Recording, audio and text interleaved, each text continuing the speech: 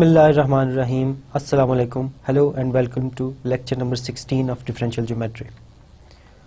Last lecture में हमने cylindrical helix के बारे में पढ़ा था और ये देखा था कि कैसे टॉर्शन और कर्वेचर और फ्रेने फ्रेम को हम यूज़ करके बता सकते हैं कि एग्जैक्टली कौन सी कर्व्स हैं जो कि सिलेंड्रिकल हेलिक्स बनती हैं। उसके बाद हमने देखा था कि given any vector field in 3D space, how we can calculate the covariant derivative. So covariant derivative is just like calculating the rate of change of a vector field in a certain direction. So just like if this is a vector field, then I want to calculate its rate of change in a, let's say in this direction, then we can do it using covariant derivative. And then we simplify the calculation of the covariant derivative by expressing the covariant derivative in terms of Euclidean coordinates. And basically we used directional derivative to express covariant derivative of a vector field. And once we did that, then we can also use all of the properties of the directional derivatives to get properties of the covariant derivative. And then we calculated the covariant derivative vector field. So given any vector field in R3, we can calculate the covariant derivative of a vector field W with respect to the vector field V, which will give us the rate of change of W in the directions given by the vector field V. आज के lecture में हम देखेंगे कि कैसे हम curves से दूसरी ज्योमेट्रीज पे जा सकते हैं। सो फॉर एग्जांपल हमने कर्व्स के बारे में काफ़ी लंबी डिस्कशन की थी। हमने उसके फ्रेने फ्रेम के बारे में पढ़ा था, उसके बाद हमने फ्रेने फार्मूलाज को डिस्कस किया था। इस तमाम में हमने कर्व्स की ज्योमेट्रीज को डिटेल से डिस्कस किया। अब हम ये देखेंगे कि कैसे हम इसी मेथड को जनरलाइज करके डिस्कस कर सकते हैं other geometries in R3 like surfaces or any other geometry in R3 or R3 itself. इसको हम कैसे डिस्कस कर सकते हैं। And we will be using the idea of frame fields and we will be calculating some frame fields and their coordinate functions. So let's recall what we did for the curves case. हमने सबसे पहले given any curve, सबसे पहले हमने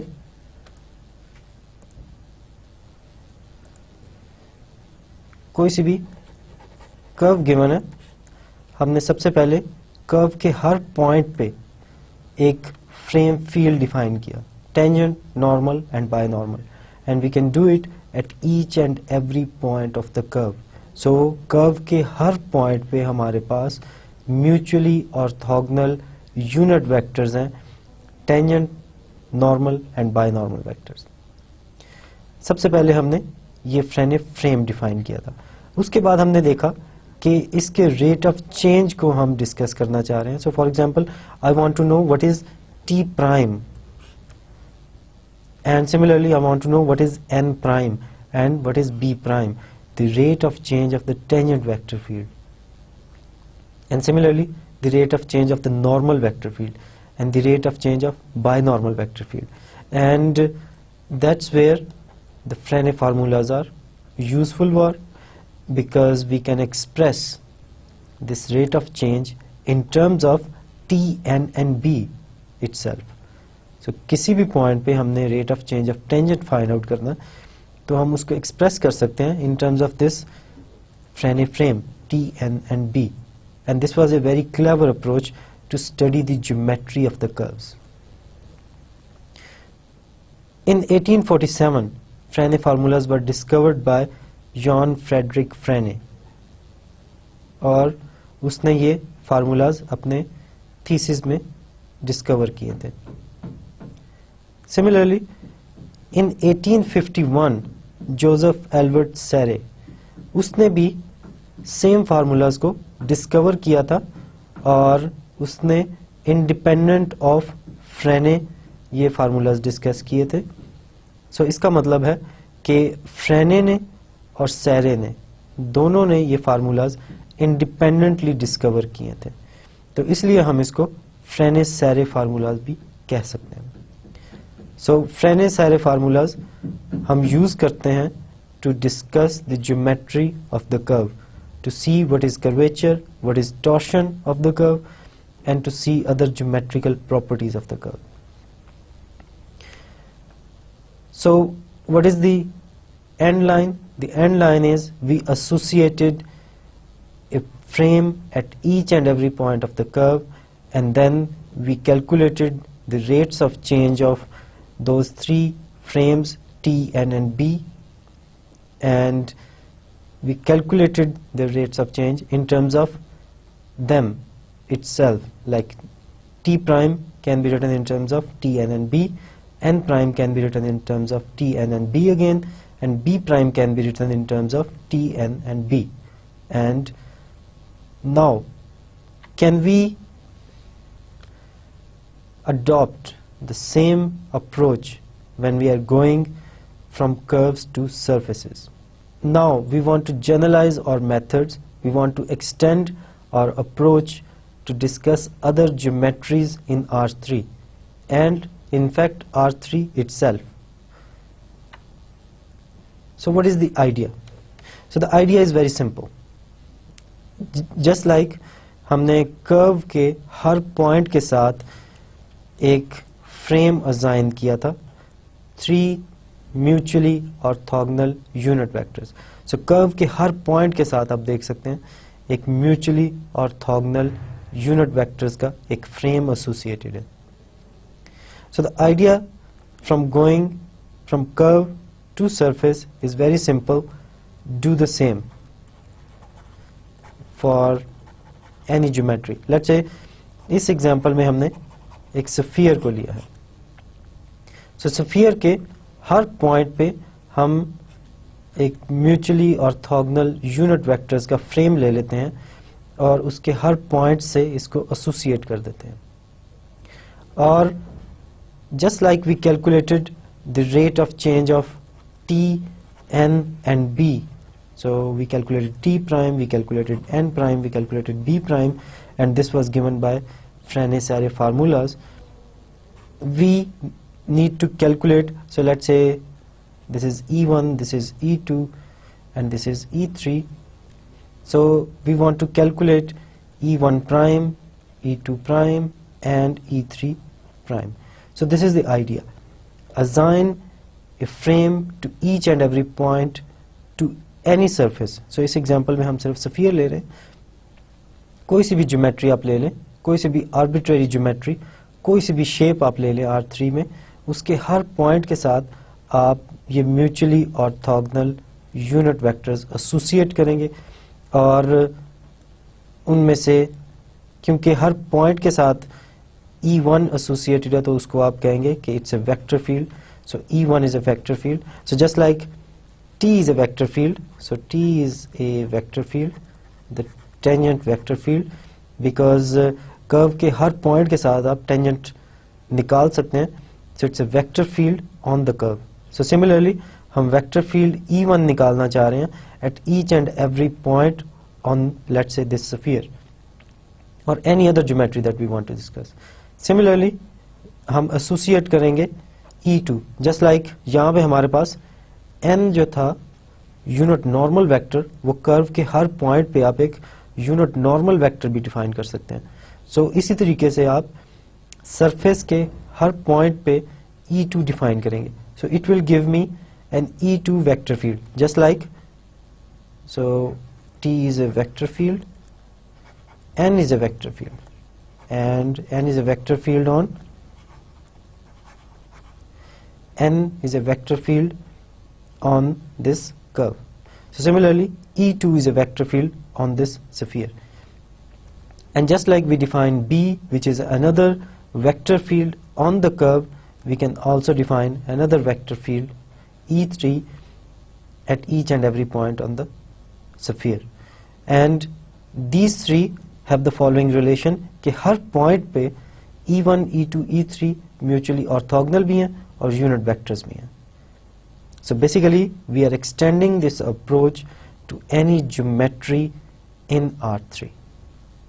And then जैसे कि हमने फ्रेनेस सारे फार्मूलाज में किया था, t प्राइम, n प्राइम और b प्राइम कैलकुलेट किया आपने, इसी तरीके से हम ये कैलकुलेट करना चाह रहे हैं कि what is the rate of change of E1, what is the rate of change of E2 and what is the rate of change of E3. इन तमाम रेट्स ऑफ चेंज को भी हम कैलकुलेट करना चाह रहे हैं, जस्ट लाइक हमने curves के केस में किया था. सो ये हमारे पास मेन स्ट्रेटजी है, मेन आइडिया है, जिसको हम आगे एक्सटेंड करना चाह रहे हैं from curves to the any geometries in R3 and R3 itself. So what is the end line? The end line is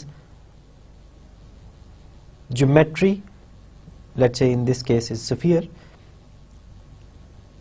Geometry के हर पॉइंट पे आप म्यूचुअली ऑर्थोगोनल फ्रेम एसोसिएट करते हैं, और क्योंकि आप हर पॉइंट पे कर सकते हैं तो इसलिए आपके पास 3 म्यूचुअली ऑर्थोगोनल फील्ड्स आएंगे. जैसे आपके पास T, N और B वेक्टर फील्ड्स थे, इसी तरीके से आपके पास E1, E2, E3 vector fields आएंगे. क्योंकि why E1 is a vector field? Because it is giving me a vector at each and every point on the sphere. So it is a vector field. Similarly, E2 is a vector field, E3 is a vector field. And these 3 vector fields are mutually orthogonal because they are orthogonal at each and every point on the sphere, and they are unit vectors at each and every point. और उसके बाद हम E1 prime, E2 prime, E3 prime find out करेंगे. और E1 prime, E2 prime, E3 prime find out करने के लिए हम यूज करेंगे ऑर्थोनॉर्मल एक्सपेंशन का रिजल्ट. सो बेसिकली जिस रिजल्ट पे हमारी तमाम कैलकुलेशंस बेस कर रही होंगी वो ये रिजल्ट है about the orthonormal expansion of a vector. So this is the main idea from going from curves to any geometries in R3.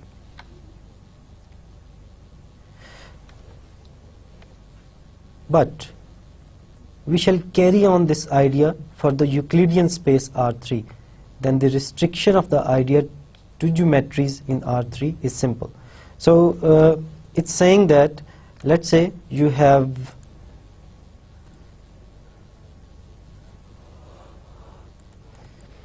R3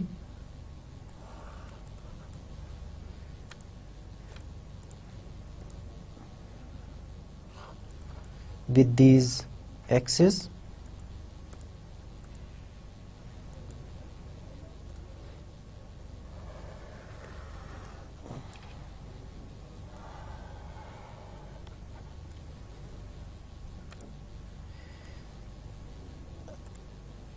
and so instead of discussing the sphere or any other geometry in R3 हम क्या करते हैं, हम R3 को discuss करते हैं. सो हमें पता है कि आइडिया क्या है. आइडिया यही है कि हर पॉइंट पे हमने एक म्यूचुअली ऑर्थोगोनल यूनिट वेक्टर्स का सेट लेना है. हर पॉइंट R3 के ऊपर हमने म्यूचुअली ऑर्थोगोनल यूनिट वेक्टर्स लेने हैं. उसके बाद अगर हम R3 के अंदर इन वेक्टर फील्ड्स को डिस्कस कर लें तो इस तमाम वेक्टर फील्ड को फिर हम रिस्ट्रिक्ट कर सकते हैं टू द स्फीयर, कि हम तमाम के तमाम वेक्टर फील्ड में सिर्फ वो वाले ये फ्रेम्स लें जो कि सिर्फ स्फीयर के ऊपर आ रहे हैं और बाकी तमाम को इग्नोर कर दें. तो बेसिकली उस टेक्निक को अगर हम स्फीयर पे रिस्ट्रिक्ट कर दें तो हमारे पास स्फीयर के बारे में रिजल्ट्स आने शुरू हो जाएंगे. So what is the idea, हम R3 के हर पॉइंट पे एक फ्रेम फील्ड डिफाइन कर रहे हैं, एक ऐसा फ्रेम डिफाइन कर रहे हैं जो कि 3 म्यूचुअली ऑर्थोगोनल वेक्टर्स दे रहा है हर पॉइंट ऑफ R3 पे. सो कोई सा भी मैं पॉइंट R3 पे ले लूं, ये मुझे 3 वेक्टर्स देगा जो कि म्यूचुअली ऑर्थोगोनल है और यूनिट वेक्टर्स हैं। उसके बाद अगर मैंने इस स्फीयर को डिस्कस करना है जो कि इन द मिडल है, अगर मैंने इसको डिस्कस करना है तो फिर मैं क्या करता हूँ, इन तमाम ये जो मेरे पास हर पॉइंट पे 3 वेक्टर्स आ रहे हैं, मैं उन तमाम को इग्नोर कर देता हूँ सिवाय उनके जो कि स्फीयर के ऊपर हैं। और अगर मैं ऐसे कर लूँ तो फिर मैं स्फीयर की ज्योमेट्री को डिस्कस कर रहा हूँ। So that is the idea. And similarly in this case मेरे पास R3 के हर पॉइंट के ऊपर 3 म्यूचुअली ऑर्थोगोनल वेक्टर्स हैं, और अगर मैं उनकी ज्योमेट्री को डिस्कस कर लूँ, उनकी मोशन को और उनके रेट्स ऑफ चेंज को डिस्कस कर लूँ, तो मुझे इस ज्योमेट्री को जो कि इन द मिडल एक फेस बना हुआ है, इस ज्योमेट्री को अगर मैंने डिस्कस करना तो मैं इन तमाम वेक्टर्स को जो कि हर पॉइंट पे मुझे 3 वेक्टर्स दे रहे हैं, इन तमाम फ्रेम्स को रिस्ट्रिक्ट कर देता हूँ टू दिस ज्योमेट्री और बाकी तमाम को इग्नोर कर दूंगा। तो बेसिकली मैं इस फेस की ज्योमेट्री को डिस्कस कर रहा हूँ। एंड सिमिलरली ऑफ कोर्स ये जो भी टेक्निक हम डेवलप करेंगे, क्योंकि हम किसी भी ज्योमेट्री के लिए कर रहे हैं, तो definitely this will be also true कि अभी हम जो भी डिस्कशंस करेंगे R3 के हर पॉइंट पे हम 3 वेक्टर्स देंगे। अगर मैं एक कर्व ले लूं R3 में और इन तमाम फ्रेम्स को रिस्ट्रिक्ट कर दूं कर्व के ऊपर, तो बेसिकली मैं इस कर्व की ज्योमेट्री को डिस्कस कर रहा हूँ और हमारे पास वही चीज़ आनी चाहिए जो कि हम डिस्कस कर रहे हैं in the Frenet frame and Frenet एरे फार्मूलाज में। सो हम जनरलाइज कर रहे हैं results about the curves to arbitrary geometries in R3 such that अगर मैं उन रिजल्ट्स को रिस्ट्रिक्ट कर दूं कर्व्स के ऊपर, तो हमारे पास वही रिजल्ट्स आ जाएंगे जो हमने अभी तक किए हैं। So let's start with this definition के हमें पता है कि अगर कोई से भी 2 वेक्टर्स गिवन है R3 में, so let's say alpha is a vector 1 2 3 and beta is any vector, let's say 0 -1 7, then I can calculate the dot product of alpha and beta in the following way. First component को first component के साथ multiply करें, सो 1 into 0 plus 2 into -1, second component को second के साथ और third को third के साथ मल्टीप्लाई करें तो हमारे पास आंसर आ जाएगा। So it is 0 -2 plus 21 which is equal to 19. So this is the dot product of any 2 vectors. Now how to take the dot product of 2 vector fields? Now what is a vector field? R3 में हर point के ऊपर एक tangent vector आ रहा है हमारे पास। So let's say this is the vector field V. So her point के ऊपर R3 के हमारे पास एक टेंजेंट वेक्टर आ रहा है at that point. So this is by definition a vector field. Now let's take the vector field W. So W is another vector field, so it is giving me at each and every point of R3 another vector which may be same at some points to V and which may be different, depends on the definition of W. अब हम क्या करते हैं, किसी भी point P पे अगर मैंने डॉट प्रोडक्ट कैलकुलेट करना है वेक्टर फील्ड V और वेक्टर फील्ड W का, तो मैं लेट्स से इस पॉइंट P1 पे हमने डॉट प्रोडक्ट कैलकुलेट करना है वेक्टर फील्ड V और W का, तो मैं डॉट प्रोडक्ट कैलकुलेट करूंगा V of P and W of P का। So what is V of P in this case? So this vector is V of P and this vector is W of P, or V of P is just a vector because the input are the points and the output are the vectors. So let's say P1, अगर हमने P1 लिया, so V of P1 एक vector है which is tangent to R3 at point P1. So it's just one vector. Similarly, W of P1 is just one vector, and we can calculate the dot product of two vectors, and it will be done in the following way.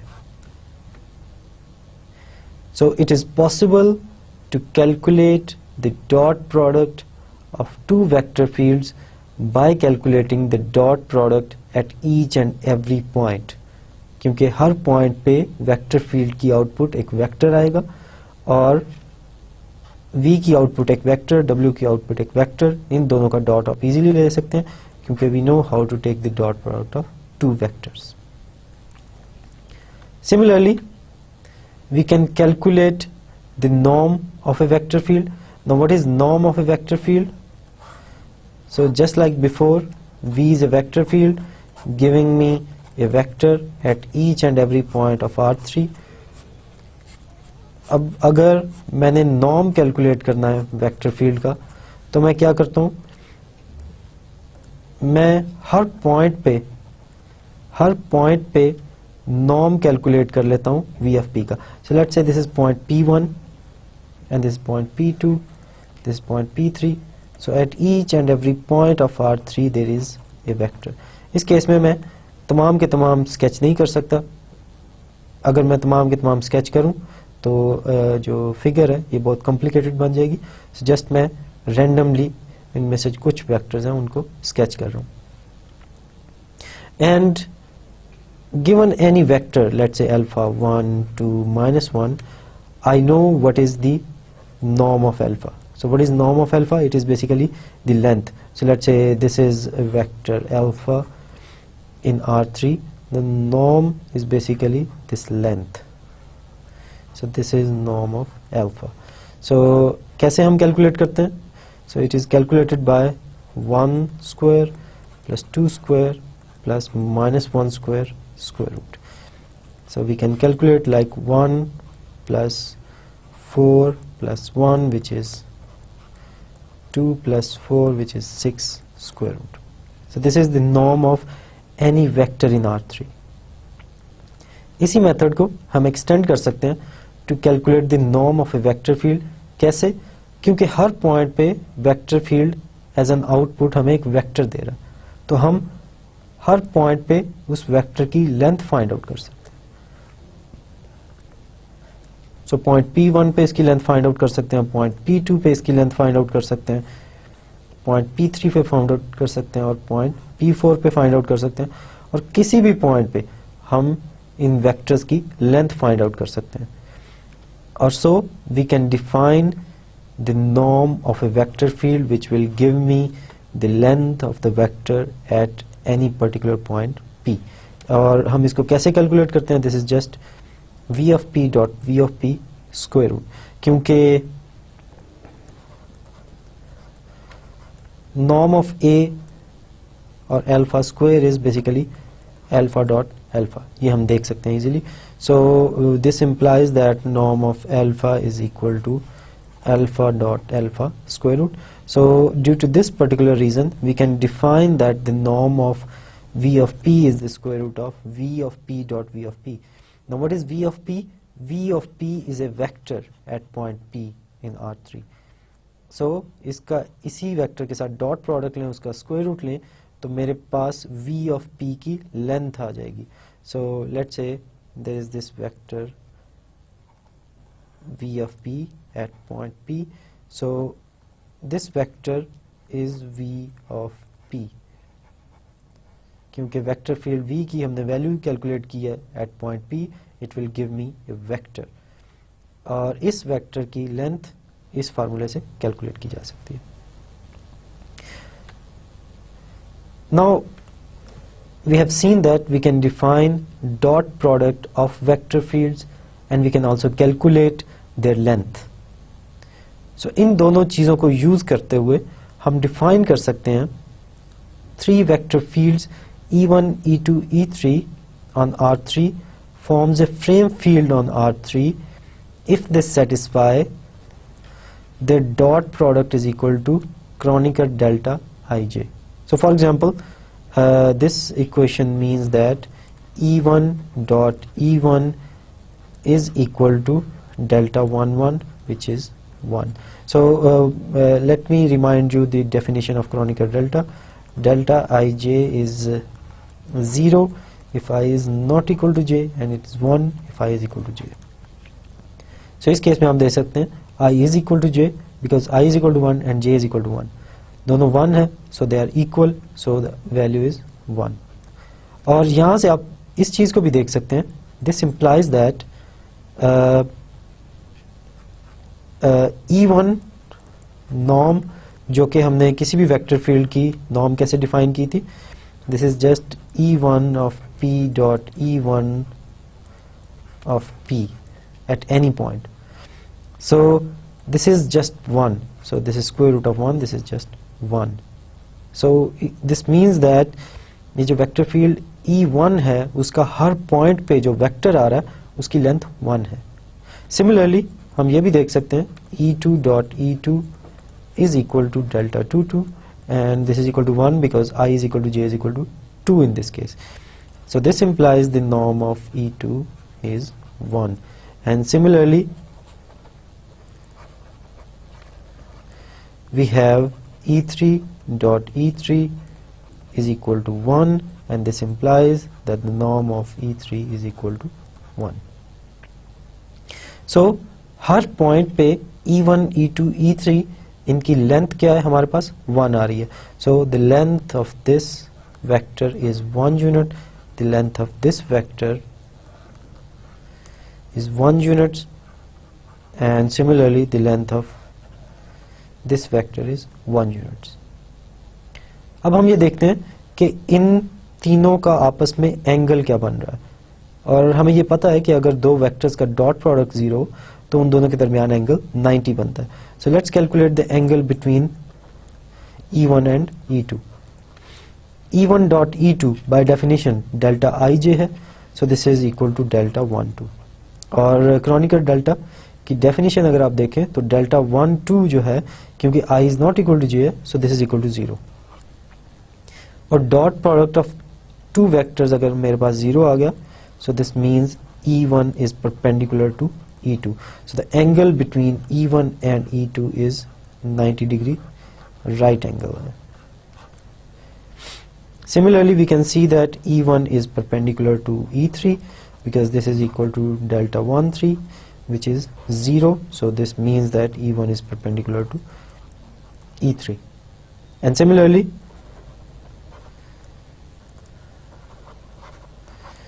we can say that E2 dot E3 is equal to delta 2 3, or delta 2 3 is 0, so this implies E2 is perpendicular to E3.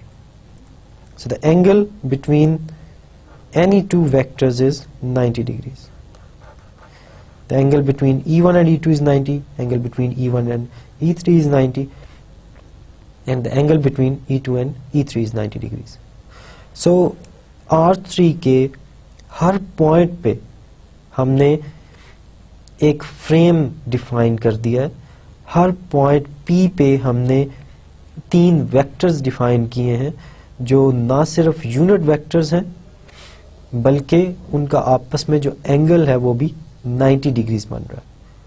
और अगर हम आज के lecture की शुरू की discussion में जाएं, हम उसी डायरेक्शन में जा रहे हैं जो कि हमने डिस्कस किया था कि हम R3 के हर पॉइंट पे mutually orthogonal unit vectors define करेंगे, जैसा कि कर्व्स के केस में हमने किया था. Unit tangent vector, unit normal vector और यूनिट बायनॉर्मल वेक्टर हमने डिफाइन किए थे जो कि म्यूचुअली ऑर्थोगोनल यूनिट वेक्टर्स हैं at each and every point of the curve.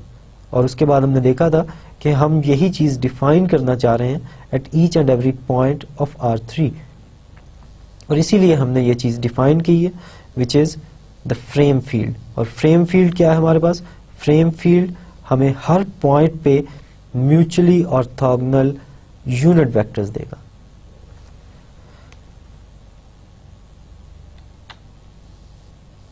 Now we are going to do some examples of frame field. Situation पे depend करते हुए हम मुख्तलिफ फ्रेम फील्ड डिफाइन करते हैं। सो इससे पहले हमने नेचुरल फ्रेम फील्ड देखा हुआ, उसको आज हम दोबारा देखेंगे, लेकिन उससे पहले हम डिफाइन करने लगे हैं सिलेंड्रिकल फ्रेम फील्ड। सो सिलेंड्रिकल फ्रेम फील्ड डिफाइन करने से पहले हम देखते हैं कि सिलेंड्रिकल कोऑर्डिनेट्स क्या होते हैं। हमें पता है कि R3 का कोई सा भी अगर मैं पॉइंट ले लूं, सो किसी भी पॉइंट को मैं यूनिकली डिफाइन कर सकता हूं by using x, y and z coordinates. So let's say this is the point P. इसको मैं डिफाइन कर सकता हूं, इसकी पोजीशन को मैं एग्जैक्टली बता सकता हूं by telling कि इसका x एक्सिस के लॉन्ग डिस्टेंस क्या है. So let's say this is A1. उसके बाद मुझे क्या रिक्वायर्ड है, मुझे ये रिक्वायर्ड है इसका y एक्सिस के लॉन्ग कितना डिस्टेंस है, let's say this is A2. और सिमिलरली मुझे ये रिक्वायर्ड है कि इसका z एक्सिस के लॉन्ग कितना डिस्टेंस है, let's say this is A3. So अगर मुझे ये तीन नंबर्स पता चल जाएं, then they will be a unique point P in R3. और ऐसा नहीं है कि कोई से भी दो पॉइंट्स हो तो उनके सेम कोऑर्डिनेट्स हैं, ऐसा नहीं है. अगर मैं x एक्सिस के लॉन्ग A1, y एक्सिस के लॉन्ग A2 लूं और z एक्सिस के लॉन्ग A3 लूं, तो मेरे पास एक यूनिक पॉइंट आएगा P in this case. Now the question is, क्या कोई और मेथड भी है जिससे मैं इसी पॉइंट P को अप्रोच कर सकता हूं in a unique way. So unique way means ऐसा नहीं है कि मेरा जो मेथड है वो मुझे दो मुख्तलिफ पॉइंट्स पे या तीन मुख्तलिफ पॉइंट्स पे लेके जाए, मुझे सिर्फ इसी पॉइंट पे पहुंचना है. एक ऐसा मेथड चाहिए मुझे इस पॉइंट P पे अप्रोच करने के लिए. सो इस मेथड में x एक्सिस, y एक्सिस और z एक्सिस के मेथड में पहले x एक्सिस के लॉन्ग मैंने मूव किया A1 यूनिट्स, उसके बाद मैंने y एक्सिस के लॉन्ग मूव किया A2 यूनिट्स, और उसके बाद मैंने z एक्सिस के लॉन्ग मूव किया A3 यूनिट्स, और उसके बाद मैं इस पॉइंट P पे पहुंच गया. So there is this way of approaching this point P. Now, is there any other way of approaching the same point? And the answer to the question is yes, there are many. And one of the ways is to use the cylindrical coordinates. और cylindrical coordinates में आप क्या करते हैं, आप origin से start लेते हैं. सबसे पहले आप एक angle देखते हैं. So corresponding to this point P, there will be a unique angle. So आप कहते हैं जी कि इतने angle पे आप एक line sketch करें. सो आप ये लाइन स्केच कर ली जिसका जो एंगल बन रहा है वो थीटा बन रहा है with positive x axis. So this is the first step. So let me repeat. First step क्या है, आपने एक ऐसी लाइन स्केच करनी है जिसका पॉजिटिव एक्स एक्सिस के साथ एंगल थीटा बन रहा है. उसके बाद आपने एक डिस्टेंस देना, डिस्टेंस r, और इस r बेसिकली ये r जो है वो इस पॉइंट P के कोरेस्पॉन्ड कर रहा है. सो इस डिस्टेंस R पे आपने इस लाइन को मेजर करना है. So starting from the origin R units इस लाइन के लॉन्ग मूव करना है और आपने यहाँ पे कट कर देना कि इस लाइन के लॉन्ग ये R यूनिट्स बन रहे हैं. So this is R. The length of the line जो कि आपने स्केच किया है by taking angle theta with positive x axis, उस लाइन पे आपने r units starting from the origin एक पॉइंट ले लेना है. So this is the point which is r units away from origin and it is on the line which is making an angle theta with positive x axis. अब third step में आप क्या करेंगे, third step में आप move करेंगे z units in the direction of z axis. So these are z units. और अगर इस प्रोसीजर को आप फॉलो करें तो आप एग्जैक्टली इस पॉइंट P पे पहुंच जाएंगे और आप सिर्फ एक पॉइंट पे पहुंचेंगे. सो it will uniquely define a point in R3. सो जैसा कि हमने देखा कि एक पॉइंट P पे अप्रोच करने के लिए हमारे पास दो मेथड्स अभी तक हमने देखे हैं, रेक्टेंगुलर कोऑर्डिनेट्स और सिलेंड्रिकल कोऑर्डिनेट्स। सिलेंड्रिकल कोऑर्डिनेट्स में आप इस एंगल थीटा को लेते हैं और इस आर को लेते हैं, which is basically the length of the line which is making an angle theta with positive x axis. उसके बाद आप डिस्टेंस लेते हैं अलोंग जेड एक्सिस, तो आप इस पॉइंट पी पे अप्रोच करते हैं और this r theta and z will uniquely define a point in R3. So that's how we define cylindrical coordinates of the same point. So there is a relationship between cylindrical coordinates and polar coordinates. So cylindrical coordinates में आप देख रहे हैं आपके पास एक cylinder बन रहा है, that's why this is called cylindrical coordinates. और पोलर कोऑर्डिनेट्स में भी आपके पास सेम अप्रोच थी, इसमें सिर्फ और सिर्फ z एक्सिस को आपने सेम ले लिया। पोलर कोऑर्डिनेट्स में आप सेम r और थीटा लेते हैं, so this length is r and this angle is theta with positive x axis. लेकिन सिलेंड्रिकल कोऑर्डिनेट्स में आप z कोऑर्डिनेट भी ले लेते हैं। So polar coordinates are only for r2 और जो सिलेंड्रिकल कोऑर्डिनेट्स हैं वो r3 के लिए हैं। और अगर पोलर कोऑर्डिनेट्स में मैं एक और z एक्सिस ऐड कर दूं और इस z को एज इट इज रहने दूं, then it will become cylindrical coordinates. So there is a relationship between cylindrical coordinates and polar coordinates कि अगर मैं z एक्सिस को इग्नोर कर दूं तो these are just the polar coordinates that we define in R2. अब हम एक फ्रेम फील्ड डिफाइन करना चाह रहे हैं। So let me remind you what is a natural frame field. हमने डिफाइन किया था चैप्टर 1 में R3 के अंदर, let's say this is x axis, this is y axis and this is z axis. In the direction of increasing x हमने एक vector लिया था, unit vector.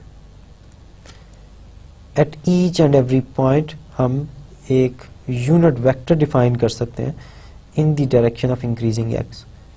So in the direction of increasing x means x axis के parallel, और इसकी जो direction है वो in the direction of increasing x means positive x axis की तरफ हो।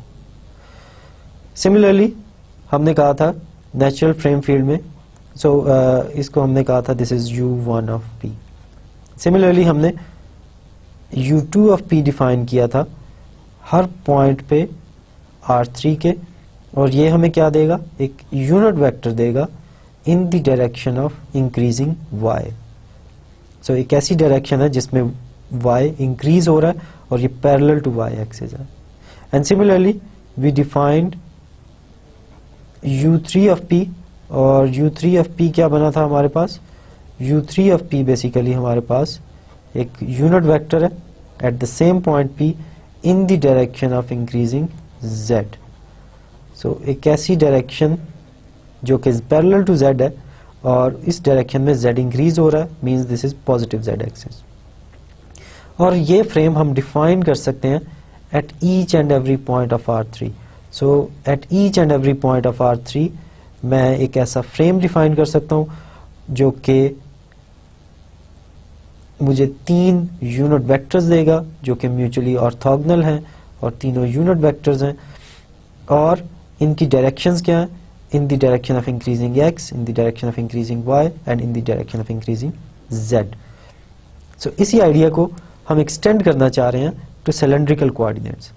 सो क्या हम 3 ऐसे यूनिट वेक्टर्स फाइंड आउट कर सकते हैं हर पॉइंट ऑफ द R3 पे, सच दैट इसमें से जो एक वेक्टर E1 है, so basically it's a vector field, लेकिन किसी एक पॉइंट पे मुझे एक वेक्टर देगा, क्या मैं ऐसा vector field E1 find out कर सकता हूं जो कि मुझे एक unit vector they eight each and every point of R3 in the direction of increasing R, क्योंकि R is one of the coordinates.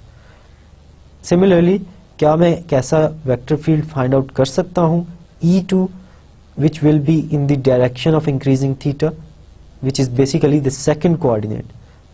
बिल्कुल ऐसे ही जैसे हमने in the direction of increasing x, increasing y, increasing z ये u1 of p, u2 of p, u3 of p find out किए थे।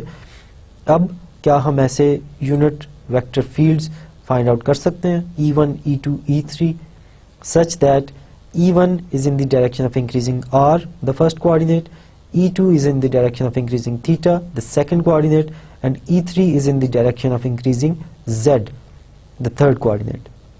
And the answer to the question is yes, we can do it. और सबसे पहले तो हम देखते हैं कि how to calculate e1 which is in the direction of increasing r. So we are going to calculate it in terms of the natural frame field u1, u2 and u3. So जैसा कि हमें पता है कि e1 और e2 जो हैं वो उसमें z कोऑर्डिनेट नहीं आ रहा, इन अदर वर्ड्स ये एक प्लेन में लाई करेंगे. So let's consider e1. So let's say this is r, this is theta. So basically हम एक्स वाई प्लेन को डिस्कस कर रहे हैं सिर्फ और सिर्फ from the top. So basically हम इस सिचुएशन को डिस्कस कर रहे हैं. सो किसी भी पॉइंट पे, so let me go back. सो किसी भी पॉइंट पे मैं इस एक्स वाई प्लेन की सिचुएशन को डिस्कस कर रहा हूँ, मैं जो जेड एक्सिस की सिचुएशन है उसको नहीं डिस्कस कर रहा. तो बेसिकली इस केस में ये कुछ इस किस्म की सिचुएशन बनेगी. So this is r and this is theta. लेकिन मैं इसी पिक्चर को थोड़ा डिफरेंट वे में स्केच कर रहा हूँ. So in this case this is X axis, this is Y axis, और ये जो एंगल है वो पॉजिटिव एक्स एक्सिस के साथ है. सो इसी पिक्चर को मैंने डिफरेंट तरीके से बनाया है यहाँ पे. So now I want to get a unit vector in the direction of increasing r. So मुझे r3 के हर पॉइंट पे एक ऐसा यूनिट वेक्टर चाहिए e1 which is in the direction of increasing r. और similarly मुझे एक ऐसा वेक्टर चाहिए which is in the direction of increasing theta. So what is the direction of increasing theta? आप देखें तो theta इस डायरेक्शन में इंक्रीज हो रहा है. So in other words, this is increasing in this direction. So her point पे ये इस डायरेक्शन में इंक्रीज हो रहा है. So for example अगर मैं कोई और लाइन ले लूं and this angle is let's say alpha and this length is r1, then basically this is e1 in the direction of increasing r and this is e2 in the direction of increasing theta. So ऐसे अगर आप move करेंगे तो ये तमाम की तमाम चीज़ें चेंज हो रही हैं. थीटा की डायरेक्शन भी और e1 की डायरेक्शन भी इस तरीके से चेंज हो रही है. Now I want to find out a unit vector in the direction of increasing e1. So मैं क्या करता हूँ, जैसा कि हमें पता है कि r3 के हर पॉइंट पे हमारे पास u1 ऑफ p और u2 ऑफ p और u3 ऑफ p भी आते हैं हमारे पास. सो इस पॉइंट p पे मेरे पास u1 ऑफ p भी आएगा. सिमिलरली u2 ऑफ p भी आएगा. What is u1 of p? u1 of p is a unit vector parallel to x axis or in other words in the direction of increasing x. u2 of p is a unit vector in the direction of increasing y. और हम ये तमाम की तमाम situation x y plane में discuss कर रहे हैं. z एक्सिस यहाँ पे है हमारे पास जिसको हम एट द मोमेंट इग्नोर कर रहे हैं, और इन अदर वर्ड्स हम सिचुएशन को फ्रॉम द टॉप देख रहे हैं. और इस e1 को मैं लिख सकता हूँ in terms of u1 and u2. और मैं कैसे लिख सकता हूँ, क्योंकि ये जो एंगल है वो सेम है जो कि ये एंगल है. So this is angle theta. So if this is angle theta, then I can write down E1 to be equal to cos theta U1 plus sin theta U2. ठीक है. So E1 का ये जो component है, the component of E1 in direction of U1 is cosine theta. Similarly, the component of E1 in the direction of u2 is sin theta.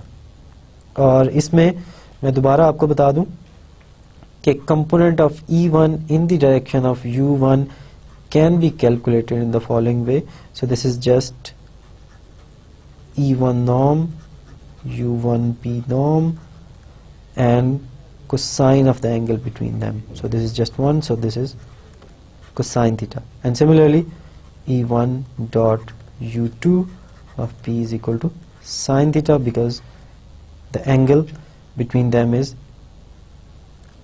pi by 2 minus theta. So अगर आप cosine pi by 2 minus theta करें तो आपके पास यही आएगा. So that's how we calculate E1 as a combination of U1 and U2. क्योंकि E1 parallel to XY plane है हमेशा, so there is no Z component E3. How to write down this E2 in terms of U1 and U2? So what is the angle that E2 makes with positive x-axis? So the angle between E2 and positive x-axis is pi by 2 plus theta. And why is that? Because the angle between E1 and E2 is 90 degrees, क्योंकि ये mutually orthogonal है. और अगर इन दोनों के दरमियान angle pi by 2 है तो the angle between E2 and positive x-axis is pi by 2 plus theta. If this is the case, then I can write down E2 is equal to cosine pi by 2 plus theta U1 plus sine pi by 2 plus theta U2. और अगर आप इसको simplify करें तो आपके पास answer आ जाएगा. So that's how we calculate E1 and E2 in terms of the natural frame field at each and every point. क्योंकि यही प्रोसीजर आप R3 के हर पॉइंट पे कर सकते हैं, क्योंकि R3 के हर पॉइंट पे आपके पास एक एंगल थीटा और R आएगा. So basically आप in the direction of increasing theta और in the direction of increasing R unit vectors find out कर सकते हैं. और E1 और E2 के दरमियान हमेशा एंगल पाई बाय 2 रहेगा, और थीटा वो एंगल है जो कि वो लाइन पॉजिटिव एक्स एक्सिस के साथ बना रही है. So similarly we can do the same procedure here. So same procedure here. और अगर मैं कोई और लाइन ले लूं, लेट्स से मैं ये एक और पॉइंट ले लिया है, सो इस डायरेक्शन में भी हमारे पास दो यूनिट वेक्टर्स आएंगे E1 एंड E2, और दोनों के दोनों यूनिट वेक्टर्स हैं and they are mutually orthogonal, and we can calculate E1 and E2 in terms of theta in this case as well. So basically in general आप देख रहे हैं कि E1 और E2 की डायरेक्शन चेंज हो रही है, but we can calculate them in terms of theta, और ये सिर्फ थीटा पे डिपेंड कर रहे हैं. So we can write down E1 cosine theta U1 plus sine theta U2, E2 to be minus sine theta U1 plus cosine theta U2, और E3 हमारे पास U3 के बराबर है, because E3 is in the direction of increasing Z. So this is Z axis, this is X axis, and this is Y axis. So E3 आप देख सकते हैं is in the direction of increasing Z. E3 is in the direction of increasing Z, और हमें पता है U3 is already doing that. U3 is in the direction of increasing Z, and there is no component of U3 in any other direction. So E3 is equal to U3. So हमारे पास cylindrical frame field आ गया है. हमारे पास एक ऐसा frame field आ गया है जो कि मुझे हर पॉइंट पे, हर पॉइंट पे मुझे एक यूनिट वेक्टर्स का ट्रिपलेट देगा, जिसमें से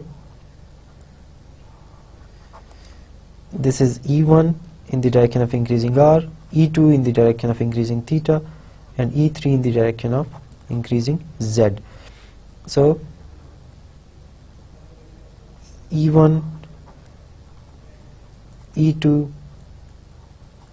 E3, and similarly at each and every point it will give me a triplet or three mutually orthogonal unit vectors E1 is in the direction of increasing r, E2 is in the direction of increasing theta, and E3 is in the direction of increasing z. So this forms cylindrical frame field, और ये cylindrical frame field बनता है because it satisfies this definition, क्योंकि तीनों की जो length है वो आप इजीली चेक कर सकते हैं. यूनिट लेंथ है, आप E1 का नॉर्म कैलकुलेट कर लें. नॉर्म ऑफ E1 जैसा कि हमने शुरू में देखा था, this is just E1 dot E1 square root. So what is E1 dot E1? This is just equal to cosine square theta plus sine square theta is equal to 1. Similarly, the length of E2 is 1 and the length of E3 at each and every point is 1. And so we have also seen that they are mutually orthogonal. उनके दरमियान जो angle है E1 E2 के दरमियान is angle 90, E1 E3 के दरमियान जो angle है वो 90 है, और E2 E3 के दरमियान एंगल 90 है. So it satisfies the definition of a frame field and we call it cylindrical frame field. Basically अगर हमारे पास ऑलरेडी एक नेचुरल फ्रेम फील्ड था तो हमने cylindrical frame field क्यों डिफाइन किया? And the answer to the question is it depends on the practical situation. Depend करता है कि आप किस ज्योमेट्री को डिस्कस कर रहे हैं, डिपेंड कर रहा है कि आप किस ऑब्जेक्ट की मोशन को डिस्कस कर रहे हैं. सो फॉर एग्जांपल इस पिक्चर में आप देख सकते हैं आपके पास एक लीवर आर्म है, और इस लीवर आर्म का जो प्रिंसिपल है वो सेम है जो कि सिलेंड्रिकल कोऑर्डिनेट्स का है. इसमें जो आर्म है उसकी लेंथ को आप बढ़ा सकते हैं, कम कर सकते हैं, विच इज आर. इस एंगल को आप मूव कर सकते हैं. So basically this is angle theta, और इस डायरेक्शन में और या इससे नीचे मूव हो सकता है, and this is the coordinate z. सो अगर आप इस किस्म के ऑब्जेक्ट्स की मोशन को या इस किस्म के ऑब्जेक्ट की ज्योमेट्री को डिस्कस करना चाह रहे हो तो बेसिकली आपको सिलेंड्रिकल कोऑर्डिनेट्स की जरूरत पड़ेगी. ये तमाम की तमाम सिचुएशन आप नेचुरल फ्रेम फील्ड में भी डिस्कस कर सकते हैं, लेकिन आपकी जो कैलकुलेशंस हैं वो ज़्यादा आसान हो जाएंगी, आपको जो सिचुएशन की अंडरस्टैंडिंग है वो ज़्यादा आसानी से हो जाएगी if you use the appropriate frame field. So choosing a frame field really depends on the geometrical situation. और सिर्फ सिलेंड्रिकल फ्रेम फील्ड और नेचुरल फ्रेम फील्ड, सिर्फ ये दो ही फ्रेम फील्ड नहीं है आपके पास, इसके अलावा बहुत ज़्यादा फ्रेम फील्ड्स हैं जो कि आप ज्योमेट्री को मद्देनज़र रखते हुए आप डिफाइन कर सकते हैं. नेक्स्ट जो एग्जांपल हम डिस्कस करेंगे वो है स्फेरिकल फ्रेम फील्ड की, लेकिन उससे पहले हम डिस्कस कर लें what are spherical coordinates. So idea is basically the same.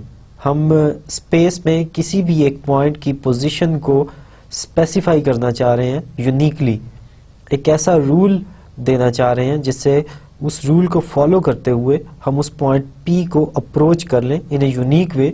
In a unique way means हम उसी पॉइंट के ऊपर अप्रोच करें.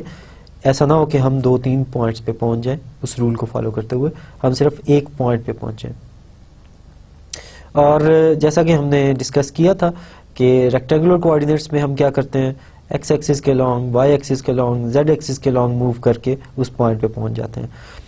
सिलेंड्रिकल कोऑर्डिनेट्स में आप एक ऐसी लाइन लेते हैं जिसका एंगल थीटा है विद पॉजिटिव एक्स एक्सिस, उस लाइन के लॉन्ग मूव करेंगे, उसके बाद फिर अलोंग जेड एक्सिस पहुंच के आएंगे उस पॉइंट पे. एक और थर्ड वे भी है which is called the spherical coordinates.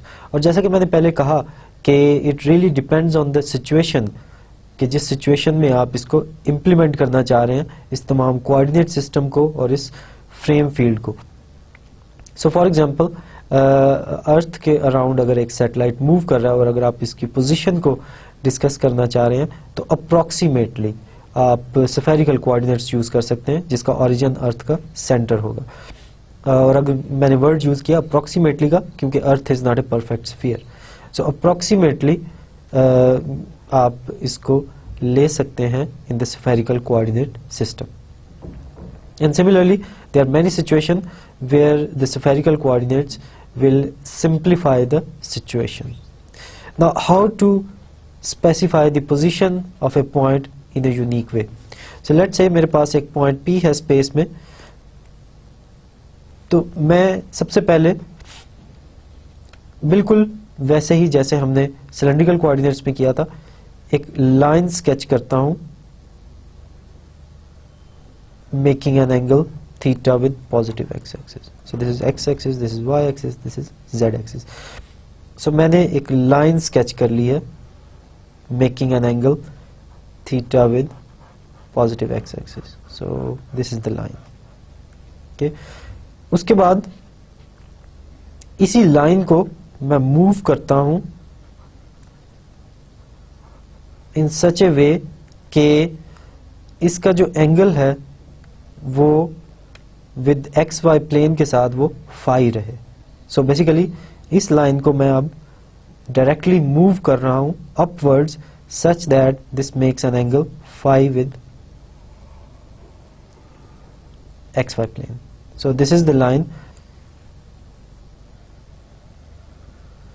Okay, so this angle is phi. और थर्ड स्टेप में हम क्या करते हैं? थर्ड स्टेप में हम इस लाइन को कट करते हैं टू ए डिस्टेंस ऑफ रो. सो इस लाइन के अलोंग मैंने फ्रॉम द ओरिजिन, इस लाइन के अलोंग मैंने 5 यूनिट्स पे इस लाइन को कट कर देना, तो मेरे पास एक यूनिक पॉइंट P आएगा. सो इसमें बेसिकली आप दो एंगल्स ले रहे हैं. थीटा एंगल, इस लाइन को मूव किया हमने at an angle theta with positive x axis, और फिर इस लाइन को हम ऊपर ले गए in the direction of z axis such that it makes an angle of phi with the x y plane.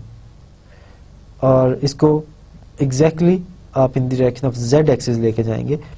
आपने दाएं या बाएं मूव नहीं करना, जस्ट एग्जैक्टली उसको ऊपर उठा लेंगे at an angle of phi. उसके बाद इसी लाइन के लॉन्ग आपने रो यूनिट्स डिस्टेंस ले लेना और आप पॉइंट P को अप्रोच कर जाएंगे. सो इसमें बेसिकली 3 क्वांटिटीज इंपॉर्टेंट है, रो, थीटा एंड फाई, और इनमें से 2 क्वांटिटीज एंगल्स हैं. और ये एंगल थीटा, जैसा कि हमें अंदाजा हो गया होगा, ये एंगल थीटा वही है जो कि हमने सिलेंड्रिकल कोऑर्डिनेट्स में लिया था. सो किसी भी पॉइंट P को मैं अप्रोच कर सकता हूं यूजिंग स्फेरिकल कोऑर्डिनेट्स. अब हम कन्वर्ट करना चाह रहे हैं स्फेरिकल फ्रेम को सिलेंड्रिकल फ्रेम में. सो बेसिकली स्फेरिकल फ्रेम को हम कह देते हैं F1, F2, F3. और जैसा कि हमने नेचुरल फ्रेम फील्ड में किया था कि U1 is in the direction of increasing X, U2 is in the direction of increasing Y, U3 is in the direction of increasing Z. और cylindrical frame field में हमने क्या किया था? E3 is in the direction of increasing Z, E1 is in the direction of increasing R, and E2 is in the direction of increasing theta. इस case में F1 को हम ले रहे हैं, F1 is in the direction of increasing rho, और F2 को हम ले रहे हैं in the direction of increasing theta, और F3 को हम ले रहे हैं is in the direction of increasing phi. और जैसा कि हम जानते हैं कि E2 is in the direction of increasing theta, और इस केस में F2 is in the direction of increasing theta. So basically F2 और E2 सेम है इस केस में, because E2 also gives you a direction which is in the direction of increasing theta, और ये theta वही है जो कि हमारे पास स्फेरिकल कोऑर्डिनेट्स में. So basically F2 and E2 are same. अब हम डिस्कस करते हैं F1 और F3 को कैसे हम इनको लिख सकते हैं. सबसे इंपॉर्टेंट ऑब्जर्वेशन ये है कि F1 और F3 वो सेम प्लेन में लाई कर रहे हैं. सबसे इंपॉर्टेंट ऑब्जर्वेशन ये है क्योंकि F1 और F3 परपेंडिकुलर हैं F2 के, सो बेसिकली ये एक प्लेन में लाई कर रहे हैं. So basically we can write them down as this. So this is F1 and this is F3, और इन दोनों के दरमियान जो एंगल है वो 90 डिग्री है. अब हमने ये भी देखा कि F2 and E2 are same. सो इसका मतलब है E1 और E3 भी उसी प्लेन में है जिस प्लेन में हमारे पास F1 और F2 है. So basically this is E1 and this is E3.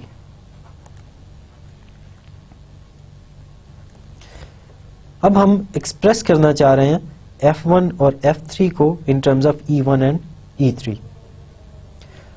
अब सबसे पहली बात तो यह है कि what is the angle between F1 and E1.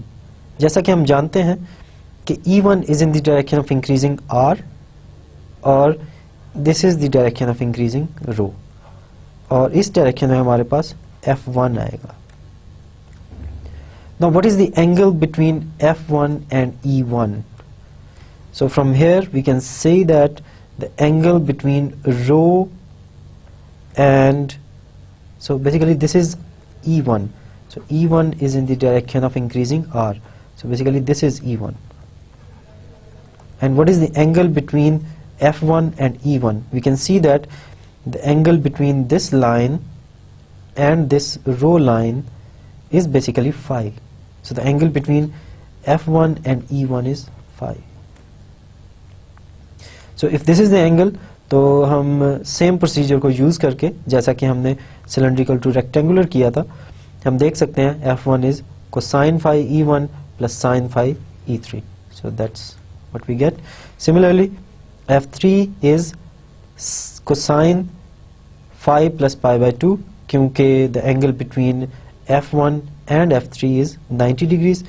So the angle between F3 and E1 is pi by 2 plus phi.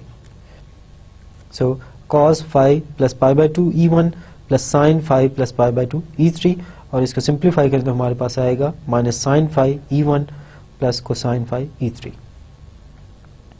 और हम देख सकते हैं कि F1, F2, F3 तीनों के दरमियान एंगल 90 है, और अगर आप वैसे आपको नहीं नज़र आ रहा तो इनका डॉट प्रोडक्ट ले लें F2 और F3 का, तो ये 0 आ रहा है, ये आप देख सकते हैं. सिमिलरली F1 और F2 का डॉट प्रोडक्ट 0 है, F1 और F3 का डॉट प्रोडक्ट 0 है. सिमिलरली हम ये भी देख सकते हैं that the norm of F1 is 1 and the norm of F2 is 1 and the norm of F3 is also 1. So ये तमाम प्रॉपर्टीज सेटिस्फाई कर दी हैं इस फ्रेम फील्ड ने. सो हर पॉइंट पे हमारे पास म्यूचुअली ऑर्थोगोनल यूनिट वेक्टर्स आ रहे हैं जो कि डिफाइंड हैं by using the spherical coordinates. So that's why we call them spherical frame field, क्योंकि हर पॉइंट पे हमारे पास एक फ्रेम आ रहा है और it will form a field. So eight each and every point of the point of R3 we will have 3 mutually orthogonal unit vectors. So we have expressed the spherical frame field in terms of cylindrical frame field.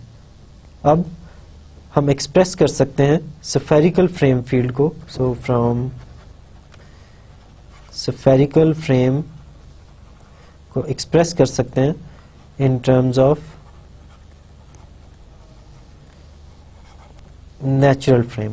So इसके लिए हम क्या करेंगे, इसके लिए हम express कर देंगे इन E1, E2, E3 की वैल्यू को यहाँ पे अगर हम पुट कर दें तो हमारे पास वैल्यू आ जाएगी स्फेरिकल फ्रेम की in terms of natural frame. So for example F1 will become cosine phi.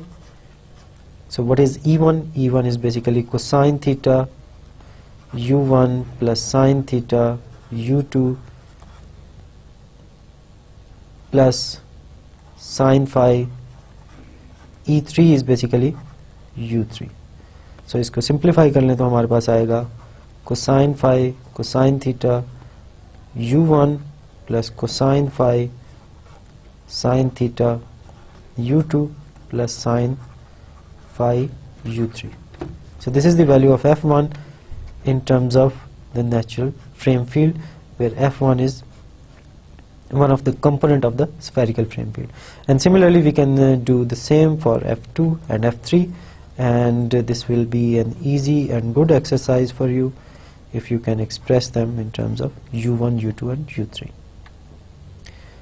Now given any vector field, we can write them as a combination of a frame field. So कोई सा भी हमारे पास vector field है, so let's say we have a vector field which will give me a vector at each and every point of R3. On the other hand, मेरे पास हर point पे 3 mutually orthogonal unit vectors भी आ रहे हैं, क्योंकि E1, E2, E3 मुझे हर point पे 3 mutually orthogonal vectors दे रहे हैं.